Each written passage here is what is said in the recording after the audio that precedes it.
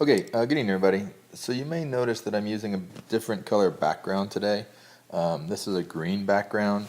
So when you fill out your review sheet of today's lesson, I have a place in there for you to say if you like the white background, the black, or the green.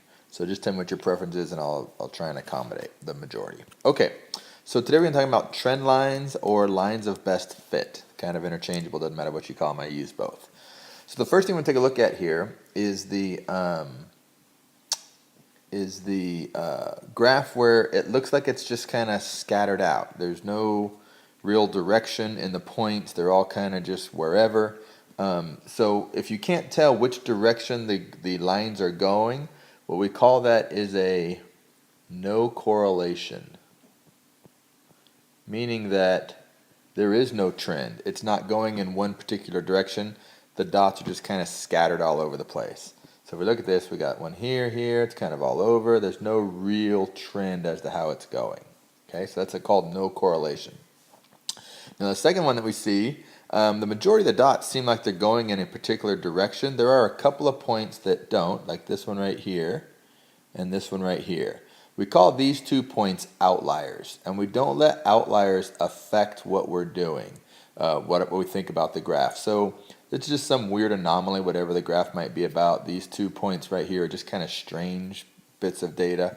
We, for the most part, if there's not too many outliers, like for back in this one, you can't call all of these outliers because they're all kind of random. So they all can't be outliers. But here we pretty much have the data all clumped together going in one direction, except for these two. By the way, I know that's your guys' favorite band. Except for these two, which are just kind of weird. So we'll just ignore those two and talk about these. So if I look at this and I notice that I have a line that looks like the data is kind of going in this direction. Like if I try and draw this line so that it's going through the majority of the direction of the points, it looks like it kind of go like that. So it's going, if I'm looking at it, up from left to right. Now, I wouldn't want to draw my line of best fit through that because I'm not going through the data. So then what I can do is I can adjust it so that I have pretty much the same number of dots above the line and below the line. Okay? So if we have a graph that looks like this, we say that this is positive correlation, where the one before it was no correlation. This has a positive correlation because the line is more or less going up from left to right, and we know that graphs are positive when they go up from left to right.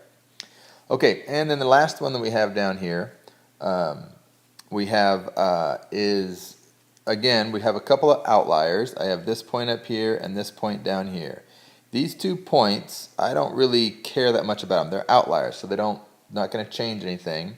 But instead on this one, we're going to draw our line, and I see that it's going more or less like this now. Looks like it's pretty much going in this direction. So then I can put it towards the middle and see that I have pretty much the same number of points above and below the line. Notice what I'm not doing is I'm not connecting points. It's not a dot to dot. We're not in kindergarten and our math homework is to connect dot to dots. Here we're drawing a line of best fit, so a line that represents the direction of the data. This data is going downward from left to right. So if I were to start over here and go this way, that's going down. So that would be a negative correlation. Okay, so we have no correlation, that's the top one. We have a positive correlation, which is going up from left to right, and we have no correlation if they're going down from left to right. Okay, let's take a look at the next slide. Okay, so here I have some points, and I'm going to draw a line of best fit. And so I see that I have, I'm going to freehand draw this one actually.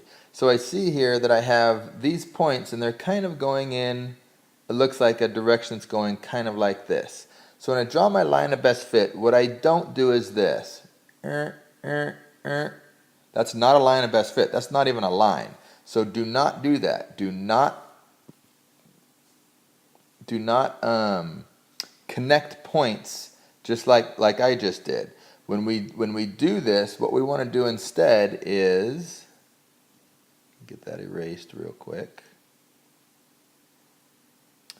What we want to do instead is draw a line so that we have more or less the same number of points above and below the line, and they're basically the same distance away. What I mean by that is you would not want to draw a line like this. Even though it's going in the same direction, I have all of the points that are above the red line. So that's not good. I want my line like the blue line, where my line is going through the middle of my points.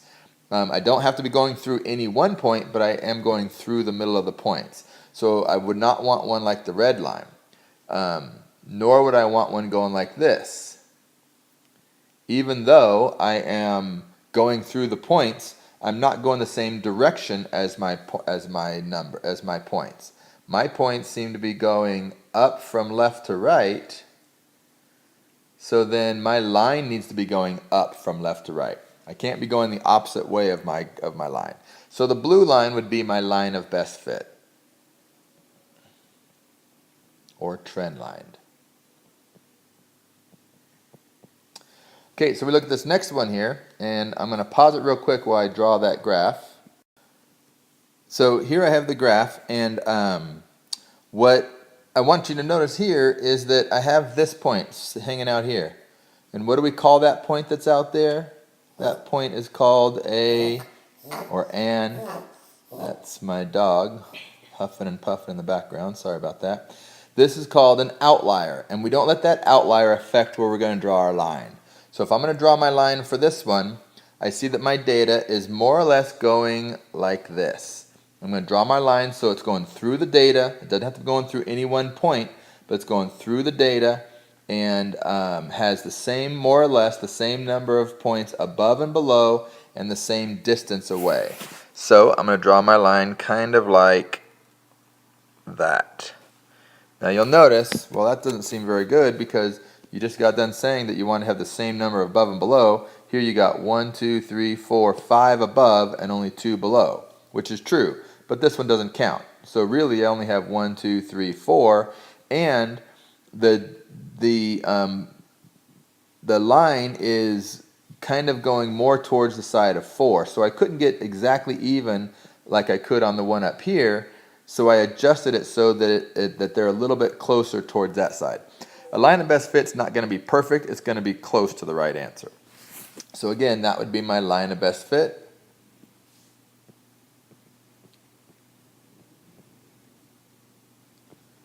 And my outlier, I did not let change it, so I just kind of ignored that. Okay, take a look at the last slide. So now what we're going to do is we're going to see what we can do when we draw a line of best fit.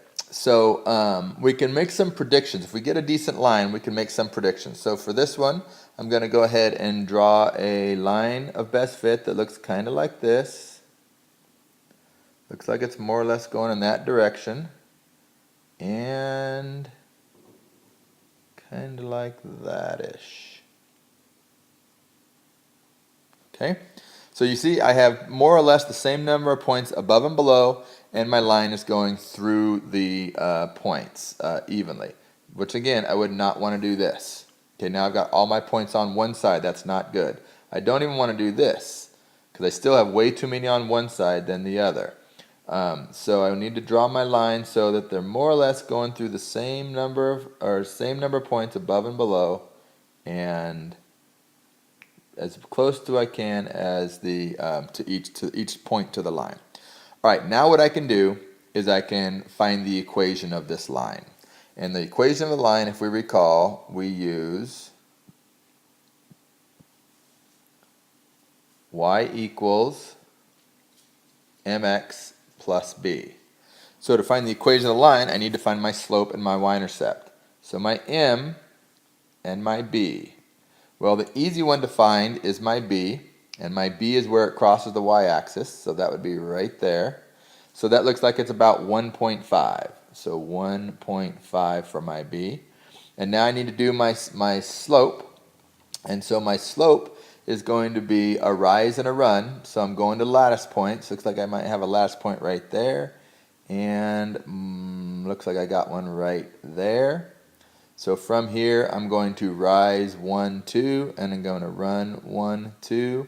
So that is a rise of 2 and a run of 2, which equals a slope of 1. So then my equation is going to be y equals 1x plus 1.5.